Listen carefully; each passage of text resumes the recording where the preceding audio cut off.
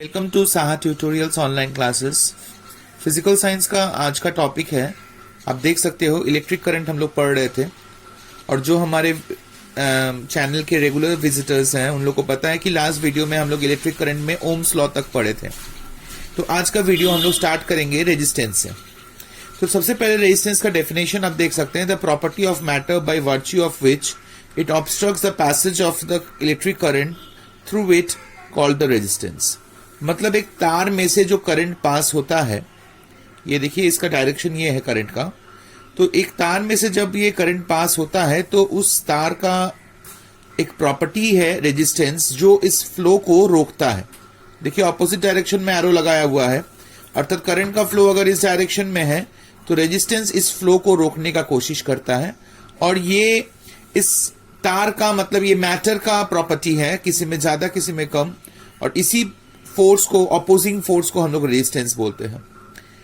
Unit है ओम, SI. ओम का definition भी आपको याद करना होगा, ये बुक में भी दिया हुआ है तो आप वहां से भी पढ़ सकते हैं और हम लोग भी यहां दिखा दे रहे हैं। It is equivalent to that resistance of a conductor which whose potential difference across its end is 1 volt and through which 1 ampere strength of current is flowing. मतलब एक ऐसा तार जिसका पोटेंशियल डिफरेंस 1 वोल्ट हो और उसमें करंट फ्लो हो रहा है 1 एम्पियर, तो उसमें जो रेजिस्टेंस प्रोड्यूस होगा उसको हम लोग 1 ओम कहेंगे। 1 ओम का डेफिनेशन बहुत इंपॉर्टेंट है, जैसे इसके पहले हम लोग एम्पियर और वोल्ट के बारे में बताए थे। इसके बाद देखिए फैक्टर्स अफेक्टिंग रेजिस्टेंस। उसके लिए ये फॉर्मूला आपका जरूरी है, R is equal to rho L by a. यहां 3 बातें जरूरी है, L माने लेंथ, A माने एरिया ऑफ क्रॉस सेक्शन और रो मतलब स्पेसिफिक रेजिस्टेंस, जो हर एक मटेरियल का अलग अलग होता है। तो सबसे पहले हम लोग लेंथ ऑफ द कंडक्टर को देखें। Temperature and other physical conditions of the conductor remaining the same, the length of a conductor is directly proportional to the resistance produced. अर्थात रेजिस्टेंस और लेंथ का जो संबंध है वो डायरेक्टली प्रोपोर्शनल है। तार जितना लंबा होगा उतना ही ज्यादा रेजिस्टेंस होगा, इसलिए डायरेक्टली प्रोपोर्शनल बोला गया है। उल्टा तो 2 नंबर में है एरिया ऑफ क्रॉस सेक्शन, इसको मोटाई कहते हैं, तार की मोटाई, जो कंडक्टर है उसकी मोटाई। Area of cross section, temperature and other physical conditions of the conductor remaining constant, the resistance of a conductor is inversely proportional to the area of cross section of the conductor. तो देखिए यहां पर directly proportional था, मतलब तार जितना लंबा होगा रेजिस्टेंस भी उतना ज्यादा होगा, जबकि यहां इनवर्सली प्रोपोर्शनल है। तो इनवर्सली प्रोपोर्शनल किसके साथ ना, एरिया ऑफ क्रॉस सेक्शन के साथ। तो एरिया ऑफ क्रॉस सेक्शन मतलब तार की मोटाई, अर्थात तार जितना मोटा होगा उतना रेजिस्टेंस कम होगा और तार जितना पतला होगा उतना रेजिस्टेंस ज्यादा होगा।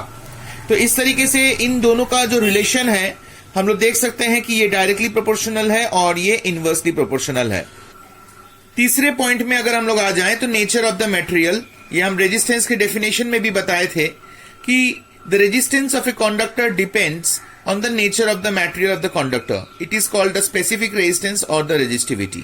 तो ये फॉर्मूला को अगर आप ध्यान से देखें तो R equals to rho L by a. तो L देखिए ऊपर लिखा हुआ है, तो R और L के बीच में संबंध डायरेक्टली प्रोपोर्शनल है, इसलिए ऊपर लिखा गया है। A को देखिए नीचे लिखा हुआ है, मतलब इनवर्सली प्रोपोर्शनल है। और रो बीचों बीच मतलब ऊपर ही बोल सकते हैं। तो ये डिपेंड करता है मटेरियल के ऊपर, कौन सा मटेरियल आप यूज कर रहे हो, उसका रेजिस्टेंस पावर ज्यादा है या कम, ये उस मटेरियल पे डिपेंड करता है और उसी को हम लोग स्पेसिफिक रेजिस्टेंस कहते हैं। तो अगर ये फॉर्मूला आप दिमाग में रखो, ये न्यूमेरिकल्स में भी आपको काम आएंगे और साथ ही साथ आपको काम आएंगे इस आंसर को समझने और लिखने में। यहां हम लोग बहुत इंपॉर्टेंट 2-3 बातों पर ध्यान देंगे। टॉपिक देखिए, variation of resistivity of conductors, semiconductors and superconductors with temperature. मतलब टेम्परेचर बढ़ने या घटने से कंडक्टर, सेमीकंडक्टर और सुपर कंडक्टर में किस प्रकार का परिवर्तन आता है वो हम लोग इस 3 ग्राफ से देख सकते हैं। सबसे पहले देखिए ये जो ग्राफ है ये कंडक्टर का ग्राफ है। यहाँ पे लिखा भी है, with the increase in temperature resistivity of all metallic conductors increase.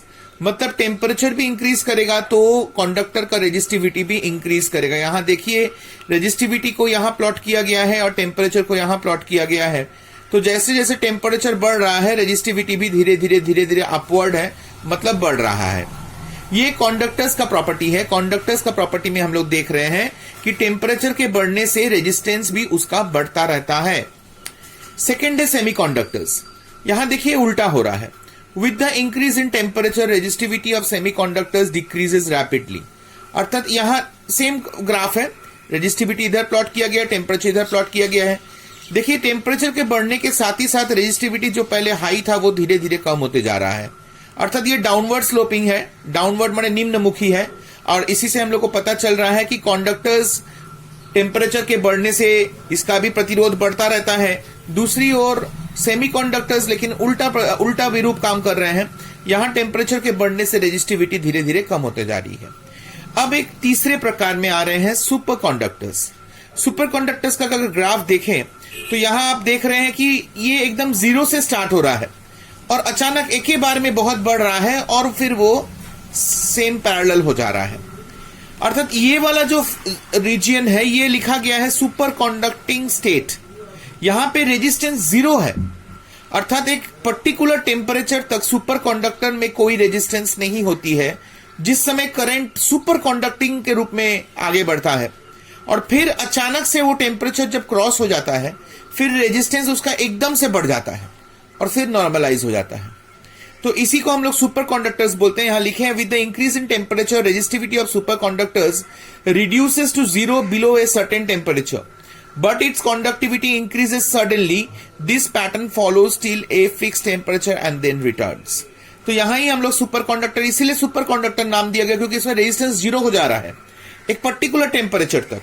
तो अगर इस पर्टिकुलर टेम्परेचर को हम लोग मेंटेन करें तो ये सुपर कंडक्टिंग स्टेट उस कंडक्टर का बना रहेगा और हम लोग जीरो रेजिस्टेंस में करंट को फ्लो करवा सकते हैं।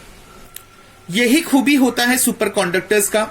और सुपर कंडक्टर्स एक नॉर्मल कंडक्टर से यही अंतर है, यहां पे अगर टेम्परेचर आप बढ़ाते रहोगे तो ये भी धीरे धीरे रेजिस्टेंस बढ़ता जाएगा। रेजिस्टेंस बढ़ जाना मतलब करंट का फ्लो कम हो जाना। जबकि सुपर कंडक्टर्स में यहां अगर हम लोग टेम्परेचर बढ़ाते रहें, एक फिक्स टेम्परेचर पर ध्यान रखिएगा, तो सुपर कंडक्टिंग स्टेट मतलब यहां पर जीरो रेजिस्टेंस पे करंट फ्लो होगा और वो हम लोग के बहुत बहुत काम आ सकते हैं। अब नेक्स्ट टॉपिक बहुत इंपॉर्टेंट है, series and parallel combination of resistance. आप लोग जानते हो कि डोमेस्टिक सर्किट मतलब हमारे जो घरेलू परिपथ में है वहां पे बहुत प्रकार के विद्युत उपकरण या इलेक्ट्रिकल एप्लायंसेस को हम लोग कनेक्ट करते हैं। जैसे टीवी हुआ, रेफ्रिजरेटर हुआ, पंखा हुआ, लाइट हुआ, लैपटॉप हुआ, मोबाइल चार्जिंग पॉइंट्स हुआ और भी वगैरह वगैरह इलेक्ट्रिकल एप्लायंसेस हम लोग यूज करते हैं एक ही डोमेस्टिक सर्किट में।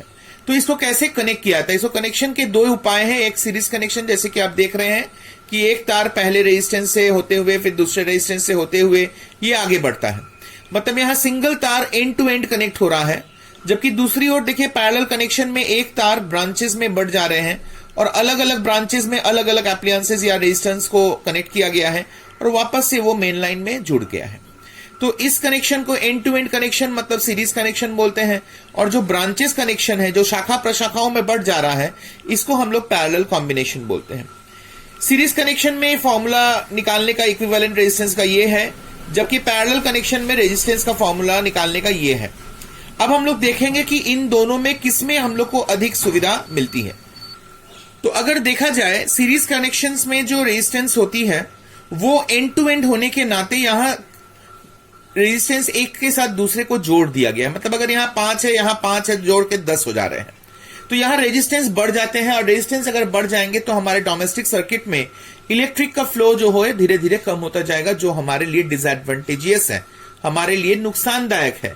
तो हम लोग ये सीरीज कनेक्शन नॉर्मल वे में डोमेस्टिक सर्किट में नहीं यूज करते हैं, सिर्फ स्पेशल केस में यूज करते हैं जहां हमें रेजिस्टेंस का जरूरत होता है। रेजिस्टेंस हम लोग को नॉर्मली जरूरत नहीं पड़ता है क्योंकि हम लोग को बिजली जरूरत होता है और करंट का फ्लो होना बहुत जरूरी है।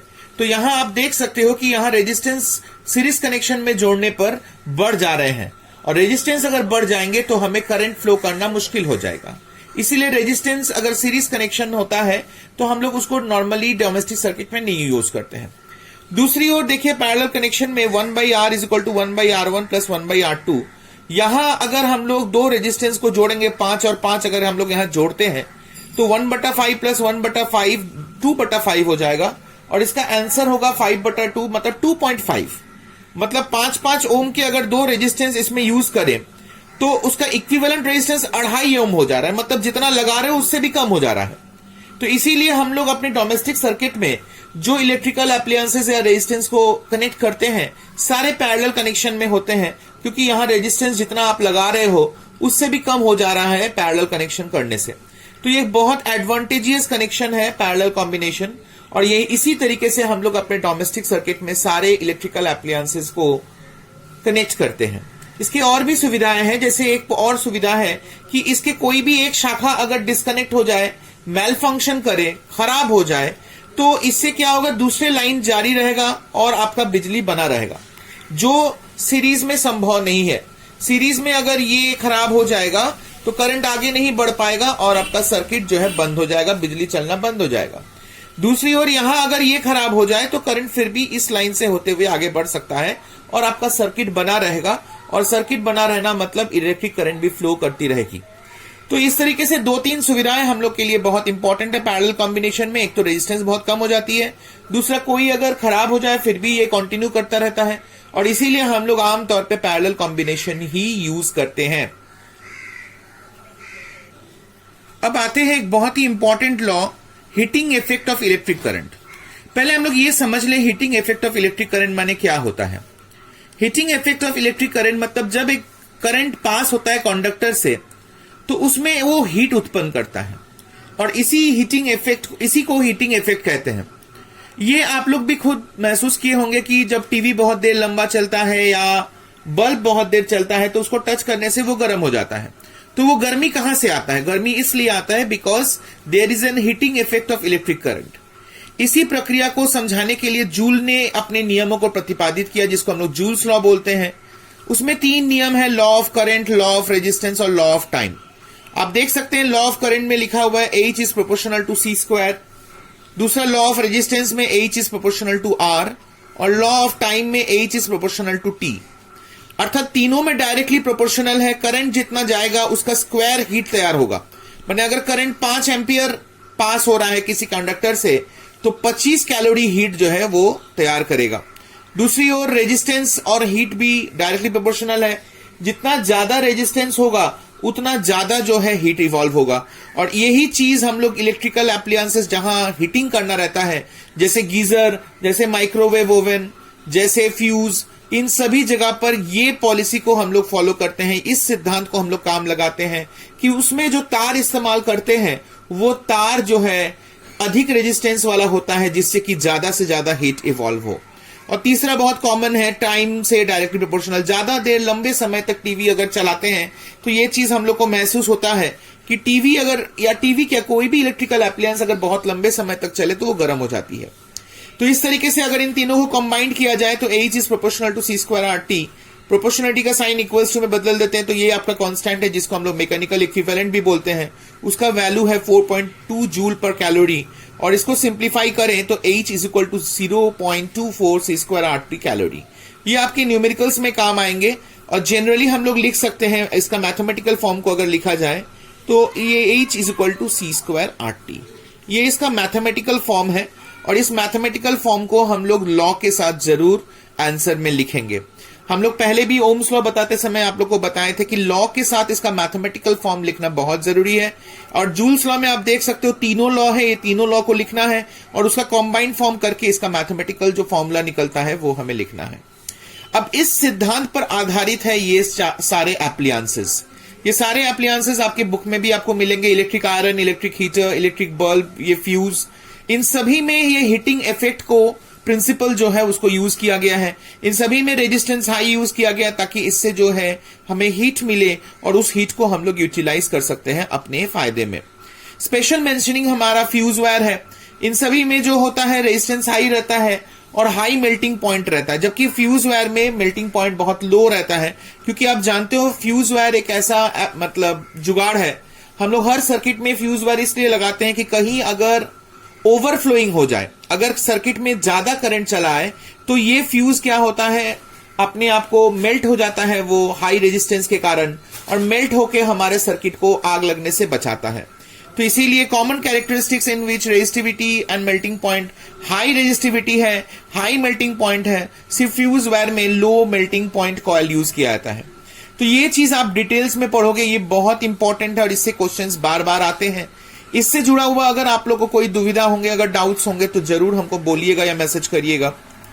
नेक्स्ट है significance of using conductor and insulator. Significance of using conductor and insulator, तो आप जानते हैं हम लोग कंडक्टर कहां यूज करते हैं और इंसुलेटर कहां यूज करते हैं। तो कंडक्टर हमने वहां यूज करना, जैसे कंडक्टिंग वायर्स, जो तार हम लोग इस्तेमाल करते हैं वो सारे सुचालक होना जरूरी है ताकि उसमें विद्युत आराम से प्रवाहित हो सके। जबकि उस यंत्र को, जो विद्युत उपकरण है, उसको पकड़ने के लिए हमको इंसुलेटर्स का जरूरत होता है, जैसे होल्डर, जैसे हमारा स्विच बोर्ड, जैसे हमारे इलेक्ट्रिकल वायर्स के कवरिंग, इन सभी जगह पे इंसुलेटर्स यूज किए जाते हैं ताकि हम लोग को शॉक ना लगे। तो ये सारे चीज हम लोग को शॉर्ट क्वेश्चंस में पूछे जा सकते हैं और आपके बहुत काम के हैं। Advantages of using LED bulbs. तो एलईडी बल्ब का उपयोग, एलईडी बल्ब आज के समय पे सबसे परिचित है, आप लोग सब जानते हो एलईडी बल्ब क्या है। एलईडी बल्ब हमारे लिए क्या काम आते हैं, तो पहले बता दें कि पहले जो हम लोग पुराने समय पे, आज से 5 साल 10 साल पहले जो बल्ब यूज करते थे उसमें फिलामेंट हुआ करता था और उस फिलामेंट से लाइट एमिट होता था हाई रेजिस्टेंस के चलते। अब होता क्या है कि उसमें इलेक्ट्रिकल कंजम्पशन बहुत ज्यादा होता है और दूसरी ओर जो फिलामेंट होता है उसका भी धीरे धीरे नुकसान होता है हाई रेजिस्टेंस के कारण और फिर वो खराब हो जाता है, तो वो बल्ब कुछ ही दिनों में खराब हो जाता है। आज के समय पे जो एलईडी हो रहा है वो बिल्कुल ही एक नया तकनीक इसमें यूज किया जाता है, इसमें डायोड बल्ब का यूज किया जाता है और उसी से करंट पास होने से वो लाइट एमिट करता है।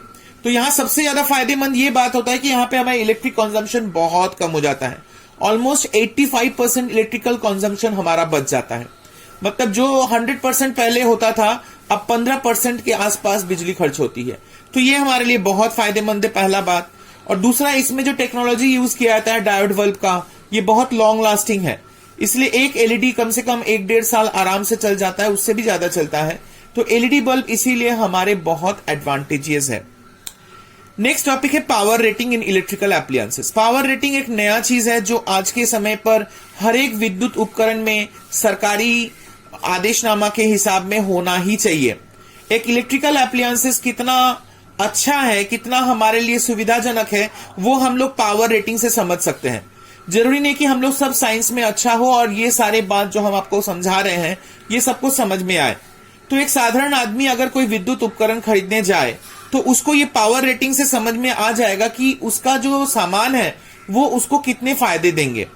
1 स्टार, 3 स्टार, 5 स्टार, इस तरीके के पावर रेटिंग गवर्नमेंट के आदेशनामा हिसाब से सारे उपकरण के ऊपर लगा रहना चाहिए। और हम लोग, एक कस्टमर जब जाता है कोई चीज खरीदने, तो इस पावर रेटिंग को देख के वो समझ सकता है कि वो उस उपकरण से कितना लाभ ले पाएगा। 1 स्टार मतलब कम फायदेमंद और 5 स्टार मतलब ज्यादा, इसलिए पावर रेटिंग बहुत ही इंपॉर्टेंट और फायदेमंद है। अंत में आप देख सकते हो न्यूमेरिकल्स के लिए कुछ फॉर्मूला दे दिए हैं, इसका फॉर्मूला का आप स्क्रीनशॉट या इसका फोटो भी हम आपको भेज देंगे, तो देख लीजिएगा। ये सारे चीजों का फॉर्मूला आपको यूज करके न्यूमेरिकल्स प्रैक्टिस करना है। इलेक्ट्रिक करंट चैप्टर में न्यूमेरिकल्स बहुत इंपॉर्टेंट है और आपका ये बहुत जरूरी है कि इन सारे चीजों को आप उतार के प्रैक्टिस करो। तो आज यहां तक ही हम लोग आज खत्म करेंगे। नेक्स्ट जो वीडियो होगा उसके बाद हम लोग इलेक्ट्रोमैग्नेटिज्म और इंडक्शन पे ध्यान देंगे। तो आज हम लोग का टॉपिक सिर्फ हीटिंग इफेक्ट तक था और उम्मीद है कि आपको ये सारा चीज समझ में आया और ये वीडियो को आप जरूर लाइक, शेयर और कमेंट करिएगा। तो आज तक इतना ही। Thank you.